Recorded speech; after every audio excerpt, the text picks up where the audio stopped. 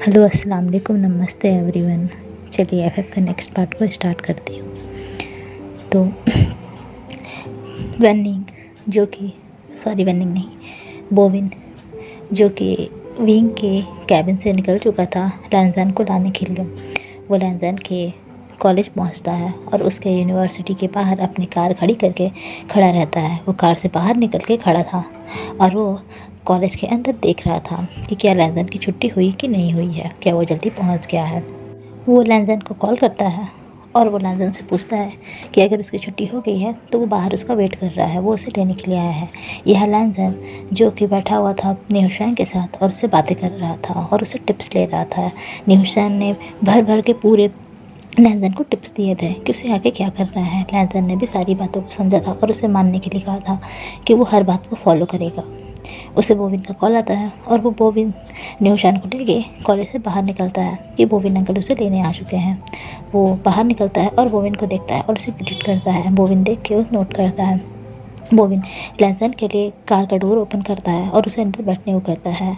न्यूशान उनसे देखता है और उसे भी ग्रीट करके वहाँ से अपनी कार पर चला जाता है। यहाँ पर लैंजन अपनी कार में बैठ के इंतज़ार कर रहा था कि उसके बोविन अंकल आके कार में बैठेंगे और चलेंगे, लेकिन बोविन जो कि कार के बाहर ही खड़ा था और वो कॉलेज के बाहर देख रहा था। वो शायद किसी को ढूंढ रहा था पर वो इंसान उसे मिल नहीं रहा था। तभी अंदर से लैंजन कहता है, इतना देख के कोई फ़ायदा नहीं है, आज वो नहीं आई है, शायद वो बीमार है। जब वो ऐसा कहता है तो बोविन तुरंत पीछे घूमता है और लैंजन की तरफ देखता है और कहता है, तुम्हारा क्या मतलब है। तभी लैंजन कहता है, छुपाइए मत, मुझे पता है आप यहाँ मिस चिंसू का इंतज़ार कर रहे हैं, पर आज मिस चिंसू नहीं आई है, शायद वो बीमार है। मुझे यकीन नहीं होता है कि आप अंकल वे के फ्रेंड हैं। जहाँ अंकल वे जो मेरी पल पल की खबर अपने फ़ोन पे लेते रहते हैं कि मैं क्या कर रहा हूँ, मैं कहाँ गया हूँ, मैं किससे बातें कर रहा हूँ, मैंने खाना खाया कि नहीं, मैं कैंटीन में कितनी देर से बैठा हुआ था। और यहाँ दूसरी तरफ आपको इतना भी पता नहीं है कि आप जिसका इंतज़ार कर रहे हैं और जिसे देखना चाहते हैं वो आज कॉलेज आया भी नहीं है। बोविन ने सुनता है और उसका फेस बिल्कुल टमाटर की तरह रेड हो जाता है। वो अपने हेड को डाउन कर लेता है और जल्दी से आके कार में बैठ जाता है और कहता है, लैंजन तुम्हें गलत फहमी हुई है, ऐसा कोई भी बात नहीं है। लैंजन कहता है, हाँ मुझे पता है, मुझे गलत फहमी हो गई है। वो कुछ टाइम के लिए बोविन की तरफ देखता है और ज़ोर ज़ोर से हंसने लगता है। बोविन कहता है, मेरे मजाक उड़ाना बंद करो। उसके बाद वो उससे कुछ बातें करता है और वो लोग ड्राइव करते करते अपने मैंसन पहुंच जाते हैं। बोविन लैंजन को उतरने में हेल्प करता है, उसके लिए दरवाजे को खोलता है। लैंजन उतरता है और कहता है, आप एक बहुत ही अच्छे जेंटलमैन हैं, मुझे लगता है मिस चिंसू आपके लिए परफेक्ट है और आप उनके लिए परफेक्ट है, आपको ज़्यादा देर नहीं करनी चाहिए। बोविन सुनता है और कहता है, अब तुम बस भी करो, और वो अपने हेड को डाउन करता है और कार में दोबारा जाकर बैठ जाता है। कुछ टाइम के लिए लैंजन उसे देख के स्माइल करता है और देखता है कि कार अब मैंसन से बाहर चली जा चुकी है। उसके बाद उसके फेस से वो स्मेल चली जाती है। वो अपने स्टिफ फेस के साथ मैंसन के अंदर आता है।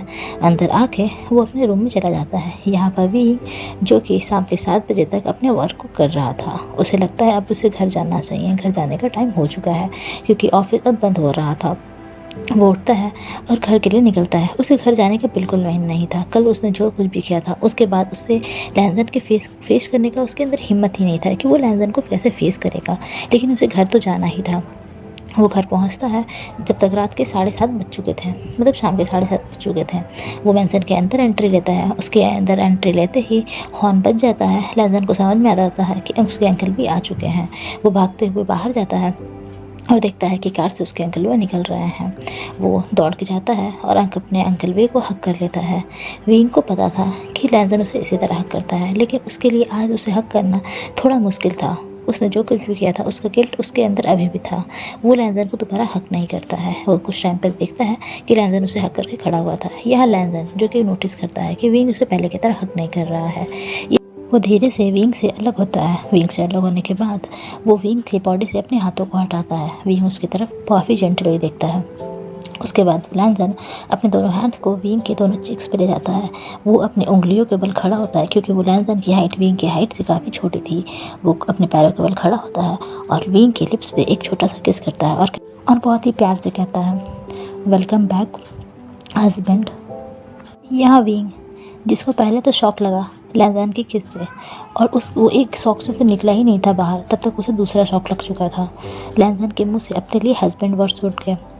वो चौंकते हुए लैंजन की तरफ देख रहा था। लैंजन धीरे से उसके करीब जाता है, उसके ईयर में विस्पर करते हुए कहता है, अंकल इतना चौंक क्यों रहे हैं आप? अब जो आप हो मैं आपको वही कहूँगा। मैं ही बेवकूफ़ था जो अपने रिश्ते को समझ नहीं पा रहा था। आप मेरे अंकल नहीं हो। जब थे तो मैं आपको अंकल कहता था। अब आपके साथ मेरा रिश्ता चेंज हो चुका है, सब कुछ बदल चुका है। आप जो हो अब मैं वही कहूँगा आपको, हस्बैंड। चलिए। वो ऐसा करके विंग से थोड़ा अलग होता है और उसको हाथों को पकड़ लेता है। वो उसे हाथों को पकड़ के मैंसन की ओर ले जा रहा होता है। यह विंग जो कि अपनी दुनिया में ही नहीं था, उसके पैरों से उसकी ज़मीन निकल चुकी थी। वो लैंसन की तरफ देख रहा था और उसके हाथों को पकड़ के बस उससे फॉलो कर रहा था। लैंसन कुछ ही टाइम में मैंसन के अंदर था। वो कहता है, हस्बैंड आपको जाके फ्रेश हो जाना चाहिए, मैं डाइनिंग टेबल पर आपका वेट कर रहा हूँ, आप जल्दी से फ्रेश होकर आ जाइए, फिर हम दोनों साथ में डिनर करेंगे। वैसा करके एक बहुत ही प्यारी सी स्माइल करता है और वहाँ से फुदकते हुए चला जाता है किचन की तरफ। विंग इसे देख रहा था और उसे समझ नहीं आ रहा था कि उसे अब कैसे रिएक्ट करना चाहिए। अब वो क्या करे। वो अपने सर को थोड़ा शेक करता है और वो वॉशरूम की तरफ चला जाता है, मतलब अपने रूम की तरफ जाता है। रूम में जाके वो फ्रेश होता है। फ्रेश होने के बाद वो सीढ़ियों से नीचे उतरता है। जब वो नीचे उतर रहा था तो वो नोटिस करता है लैंजन उसके लिए एक प्लेट लगा रहा है, उसकी फूड को सर्व कर रहा है।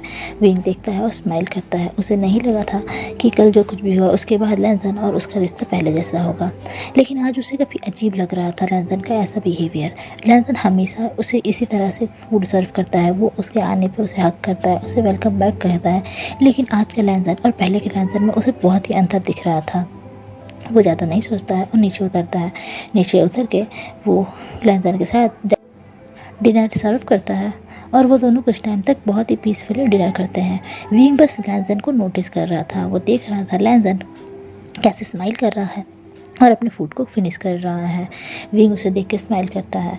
वो सोचता है कल जितना इतना कुछ हुआ है लंजा के साथ, मुझे नहीं लगा था वो इतनी जल्दी उन सभी चीज़ों को भूल जाएगा और रिकवर कर जाएगा। वो उसकी तरफ देखता है, स्माइल करता है। वो दोनों अब बेड पे थे, वो दोनों सोने के लिए आ चुके थे। लैंजन एंड विंग नॉर्मली जैसे हाथ पकड़ कर सोते हैं वैसे सो रहे होते हैं, लेकिन विंग जब हल्के हल्के नींद में जा रहा था तब वो नोटिस करता है कि लैंजन उसके करीब आ रहा है। लैंजन उसके करीब आता है और उसे हक कर लेता है। ये विंग के लिए नॉर्मल था क्योंकि लैंजन नींद में जाने के बाद हमेशा उसे हक कर लिया करता था और उसे हक करके सोया करता था। विंग भी अपने दूसरे हैंड से उसे हक कर लेता है और अपने करीब कर लेता है। वो उसके साथ सोने ही वाला था तभी वो नोटिस करता है कि लैंजन के हैंड्स उसके बॉडी में इधर उधर घूम रहे हैं। वो उसके चेस्ट के पास जा रहे हैं और उसके चेस्ट को टच कर रहे हैं और उसे सहला रहे हैं। विंग बिल्कुल स्टंट रह चुका था, उसे समझ नहीं आ रहा था उसके साथ क्या हो रहा है। वो जो नींद में जाने वाला था अब उसकी पूरी नींद खुल चुकी थी। वो अपने उस नींद के नशे से बाहर आ चुका था। यहाँ लैंजन था, उसे बस नियोशन की बातें याद आ रही थी। नियोशन ने उसे समझाया था कि अब तुम्हें अपने अंकल के साथ अपने रिलेशनशिप को चेंज करना पड़ेगा। पहले तो तुम उसे अंकल बोलना बंद करो, इससे उसे अंकल वाली फीलिंग आएगी। वो कभी भी तुम्हें अपने पार्टनर की तरह नहीं देखेगा, वो तुम्हें नेव्यू की तरह देखेगा। तो पहले तुम उसे चेंज करो, उसके बाद उसे सीड्यूस करो, इतना सीड्यूस करो कि वो तुम्हारे पीछे पागल हो जाए और तुम्हें मार्क कर ले। एक बार अगर उसने तुम्हें मार्क कर लिया उसके बाद उसे तुमसे कोई भी अलग नहीं कर सकता है। उसे तुम्हें अपनाना ही पड़ेगा और तुम्हें तुम्हारा प्यार मिल जाएगा। लैंजन को ऐसा नियोशन कहता है और लैंजन को इस चीज़ से उम्मीद लगती है। वो सोचता है हाँ ये ज़रूर हो सकता है, एक बार वो उसे मार्क करवा ले अपने आप को। अगर उसके अंकल भी ने उसे मार्क कर दिया उसके बाद उससे अलग करना किसी की बस की बात नहीं रह जाएगी। और अब लैंजन वही करना चाहता था। वो अपने मिशन सेडक्शन पे लग चुका था। वो कैसे भी करके विंग को सेड्यूस करना चाहता था। यहाँ विंग को समझ नहीं आ रहा था कि लैंजन क्या कर रहा है। कुछ टाइम तक जो इन सभी टचेस को बर्दाश्त कर रहा था, फिर वो अचानक से लैंजन के हाथों को पकड़ लेता है। वो उसे काफ़ी टाइटली पकड़ता है और उसे पकड़ के ही थम जाता है। लैंजन भी मूव नहीं करता है। वो नोटिस कर रहा था कि अंकल वे उसके हाथों को पकड़ चुके हैं और अब वो अपने हाथों को मूव नहीं कर पाएगा। विंग ने अपने उसके हाथों को पकड़ रखा था और अब उसके दूसरे हैंड लैंजन के हेड को सहला रहे थे, जैसे कि वो उसे सोने के इशारा दे रहा हो कि अब सो जाओ। लेकिन लैंजन जो कि अभी तो बिल्कुल भी नहीं सोना चाहता था, वो अपनी इस टाइम को बिल्कुल भी वेस्ट नहीं करना चाहता था। कुछ टाइम तक लैंजन शांत रहता है, फिर उसके पैर जो थे वो विंग की थाइस पे आ जाते हैं। उसके घुटने विंग्स की थाई को टच कर रहे थे। वो धीरे धीरे करके अपने पैरों को विंग्स की थाई पे टच कर रहा था और उसे सहला रहा था। इधर से उधर उसके पैर हो जा रहे थे। विंग ने अब लैंसन के मतलब दूसरे हाथों से लैंसन की थाई को पकड़ लिया, मतलब उसको पैरों को पकड़ लिया था कि अब वो ऐसा ना करे। वो उसे अपने थाई से अलग करता है और कुछ टाइम के लिए गहरी गहरी सांसें लेना होता है। लैंसन नोटिस करता है विंग अब पूरी तरह से अराउज हो चुका है। वो बहुत ही खुश होता है इस बात को देख के कि उसका मिशन सजेक्शन काम कर रहा है। यहाँ विंग जो कि बहुत ही परेशान हो चुका था, वो उस बेड से उठने की कोशिश करता है, तभी लैंसन अपने दोनों हाथों से विंग की बॉडी को पकड़ लेता है और कहता है प्लीज़ मत जाओ, कहाँ जा रहे हो। विंग उसकी तरफ देखता है और कहता है लैंसन मुझे जाने दो मुझे। तभी लैंसन देखता है उसकी तरफ और फिर कहता है नहीं अंकल वे, इतनी रात को कहाँ जाओगे, सोते हैं ना। विंग कहता है मुझे वॉशरूम जाना है। लैंसन जब ऐसा सुनता है तो वो इस चीज़ के लिए मना नहीं कर पाता है। वो लैंसन को खुद से दूर करता है और विंग उस बेड को छोड़ देता है। विंग भागते हुए अपने वॉशरूम में आता है। वॉशरूम में आके वो गहरी गहरी सांसें लेने लगता है। वो जाके एक सीट पे बैठता है और बहुत लॉन्ग ब्रीथ ले रहा होता है। वो वहाँ से उठता है और जाके शावर के नीचे खड़ा हो जाता है। वो एक लॉन्ग शावर लेता है, लगभग आगे 3 घंटे से वो बहुत ही कोल्ड वाटर के शावर में खड़ा था और वो कोल्ड वाटर उसकी बॉडी पे पड़ रहा था। उसने अपने क्लोथ रिमूव नहीं किए थे, वो उसी तरह से उस शावर के नीचे खड़ा था और वो उस बात को ले रहा था। यहाँ लैंसन जो कि बहुत टाइम से विंग का वेट कर रहा था कि विंग को इतना टाइम क्यों लग रहा है, लेकिन विंग नहीं आता है। धीरे धीरे करके उसको नींद आने लगती है और वो प्रिपेस हो जाता है। विंग जबकि अपने लॉन्ग बाथ के बाद मतलब लॉन्ग शावर के बाद बाहर आता है वॉशरूम से। अब उसकी बॉडी थोड़ी शांत हो चुकी थी। वो वहाँ आके देखता है कि लैंसन बेड पे सोया हुआ है। अब उसके अंदर हिम्मत नहीं थी कि वो लैंसन के बगल में जाके सो सके। वो वहीं एक काउच पे जाता है और लेट जाता है। वो वहाँ से लैंसन को देखता है और एक पतले से ब्लैंकेट को अपने ऊपर ले लेता है और वो वैसे ही देखते देखते लैंसन को सो जाता है। यहाँ दूसरे दिन लैंसन की आंखें खुलती है। वो सुबह उठता है और देखता है कि विंग वहाँ काउच पे सो रहा है। वो समझ जाता है कि उसका मिशन सजेक्शन फेल हो चुका है, लेकिन वो इतनी जल्दी हार नहीं मानना चाहता था। सब कुछ करने के बाद लैंसन और विंग अपने अपने जगह पे जा चुके थे। लैंसन अपने कॉलेज जा चुका था और विंग अपने ऑफिस जा चुका था। विंग बहुत ही गहरी सोच में था और बहुत ही ज़्यादा परेशान था। उसे समझ नहीं आ रहा था कि वो अब क्या करे। फिर से निशान के पास लैंसन जाता है। निशान बोलता है तुम्हारा काम वर्क कर रहा है कि नहीं। लैंसन उसे नाइट की सारी बातें बता देता है। तभी निशान कहता है कि हाँ तुम बहुत अच्छा कर रहे हो, तुम्हें हार नहीं मानना है, तुम्हें ये सब करते रहना है, तब तक करना है जब तक वो अपने बॉडी से मतलब अपने दिमाग से अपना आफा खो ना दे। तुम बस ये करते रहो। अगर वो अराउज हो रहा है इसका मतलब वो तुम्हारे प्रति काफ़ी खिंचाव महसूस करता है, वो तुम्हारी तरफ अट्रैक्ट है। वो बस किसी बंदिशों की वजह से तुम्हें नहीं छू रहा है, ये तुम्हें अपना नहीं बना रहा है। तुम हार मत मानना, तुम्हें बस हार नहीं माननी है। अगर उनके दिल में तुम्हारे लिए फीलिंग्स है तो वो ज़रूर मानेंगे तुम्हारी बातों को। लैंसन देखता है और स्माइल करता है, कहता है कि हाँ मैं और भी ये सब ट्राई करूँगा और भी सीखने की कोशिश करूँगा। निशान उसके मोबाइल में एक लिंक सेंड करता है और कहता है इसे अच्छा से देखना, इसे देखने के बाद तुम्हारा काम और आसान हो जाएगा। और इसे पढ़ के वो विंक करता है। यहाँ पर वो वापस से लैंसन को लेने के लिए आ चुका था। लैंसन बोबिन के पास जाता है और उसे क्लिक करता है। उनको देख के स्माइल करता है। लैंसन बोलता है ऐसा करने से कोई फ़ायदा नहीं होने वाला है, आज भी मिस चिंसू नहीं आई है, वो आज भी बीमार है। बोबिन उसकी तरफ देखता है और कहता है वो बीमार नहीं है, वो बस अपने हीट में है, तुम भी ना। वो ये सब काफ़ी शर्माते हुए कह रहा था। उसके फेस पे जो ब्लश आ चुका था। लैंसन ने सुनता है और हंसने लगता है और वो लोग दोनों कार में बैठते हैं और घर वापस आ जाते हैं। मेंशन आने के बाद वो वहाँ से चला जाता है। लैंसन फिर से मिशन सजेक्शन की तैयारियों में लग चुका था। वो उस लिंक को ओपन करता है जो कि निशान ने दिया था। वो उस लिंक को ओपन करके उस लिंक में देखता है, उससे कुछ खतरनाक देखने को मिलता है। उसे यकीन नहीं होता है कि उसे इतना कुछ करना पड़ेगा, पर वो ठान चुका था चाहे उस लिंक को पाने के लिए कुछ भी करना पड़े वो ज़रूर करेगा। फिर से मेंशन का हॉर्न बजता है। लैंसन दौड़ते हुए जाता है और देखता है कि विंग कार से निकल रहा है। वो जाके विंग को हक कर लेता है। विंग अब नोटिस करता है कि लैंसन ने उसे हक कर लिया है। वो उसे धीरे से अपने से अलग करता है। लैंसन फिर से विंग की से लिप्स पे उसे किस करने जाता है। इस बार विंग ने अपने हैंड्स को अपने लिप्स के पीछे रख दिया था। लैंसन वो धीरे से उसके हैंड्स पे किस करता है। विंग ये देखता है और कहता है हमें चलना चाहिए। लैंसन इस चीज़ से बहुत ही गुस्सा हो जाता है। वो विंग के हैंड्स को उसके लिप्स से थोड़ा सा अलग करता है। वो उसके हैंड्स को थोड़ा नीचे करता है और फिर से विंग के लिप्स पे किस कर लेता है। विंग अपनी आंखों को बड़ी बड़ी कर चुका था कि इस बच्चे का कुछ नहीं हो सकता है। वो अपने हेड को डाउन करता है और वहाँ से मेंशन की तरफ जाने लगता है। लैंसन भी उसके पीछे पीछे आ रहा था। वो फिर से रेगुलर की तरह बिहेव करने लगता है। वो फिर से विंग के लिए डिनर सर्व करता है, विंग का डिनर पे इंतज़ार करता है, वो दोनों डिनर करते हैं और फिर से वो लोग बेडरूम पे थे। बेडरूम में आने के बाद विंग लैंजन के पास था और लेकिन आज उसने लैंजन का हैंड नहीं पकड़ा था, वो बिना हैंड को पकड़े ही सोने की कोशिश करता है। यहाँ लैंजन भी नोटिस कर रहा है था कि विंग उसे दूर जाने की कोशिश कर रहा है, उसे अवॉइड करने की कोशिश कर रहा है, पर वो इस बार नहीं हार मानेगा। पहले उसे पता नहीं था कि विंग के बिहेवियर का क्या रीज़न है, लेकिन अब उसे पता है, वो विंग को नहीं जाने देगा। वो फिर से विंग के करीब आता है और फिर से उसे हक कर लेता है। वो फिर से विंग को सड्यूस करने की कोशिश करता है और उसे इतना सड्यूस करता है कि विंग फिर से अराउज हो चुका था।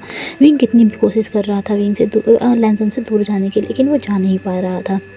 विंग फिर से लैंसन को खुद से अलग करता है और फिर से वॉशरूम का बहाना देके वो वॉशरूम में चला जाता है। वॉशरूम में आने के बाद वो गहरी गहरी सांसें ले रहा था। वो फिर से शावर के नीचे खड़ा हो चुका था। यह लैंसन जो कि अपनी मुट्ठी बनाता है और बेड पर मारता है और गुस्सा करता है कि अगर ऐसा ही चलता रहा तो वो किस तरह अपने काम को अंजाम देगा। उसका सेडक्शन तो बेकार होता जा रहा है और वैसे सोचते सोचते सो जाता है। जहाँ भी आधे घंटे से शावर ले रहा था, वो अपनी बॉडी को देखता है और अपनी बॉडी को देख के खुद से ही डिस्कस फील करता है कि वो अपने नेव्यू के बारे में क्या सोच रखता है कि वो इस तरह उससे टच से अराउज हो रहा है। उसे ये सब बहुत ही ज़्यादा डिस्कस्टिंग लग रहा था। जहाँ पर लैंसन को ये सब काफ़ी फ़नी लग रहा था, थोड़ा सा रोमांटिक लग रहा था और थोड़ा सा ऐसा लग रहा था कि उसे ये सब करना है, लेकिन विंग के लिए ये सब काफ़ी डिस्कस्टिंग था। उसे यकीन नहीं हो रहा था कि उसकी खुद की बॉडी किस तरह से रिएक्ट कर रही है। विंग वॉशरूम से बाहर आता है और देखता है कि वांगजी सो चुका है। वो वापस सोफे पे जाता है, सोफे पे जाके एक छोटे से ब्लैंकेट को लेके अपने आप को कवर करके सो जाता है। वो वांगजी को वहीं से सोफे से ही देख रहा था कि वांगजी किस तरह से सो रहा है। वो अपनी आंखों को बंद करता है और वो भी सोने की कोशिश करता है। सुबह हो चुकी थी और विंग अपने ऑफिस के लिए निकल चुका था। लैंसन की नींद खुलती है और वो जब पूरे रूम में सर्च करता है और मैंसन में सर्च करता है तो उसे विंग कहीं नहीं मिलता है। वो सुमा से पूछता है तो सुमा बताती है कि विंग सर आज जल्दी ही ऑफिस चले गए।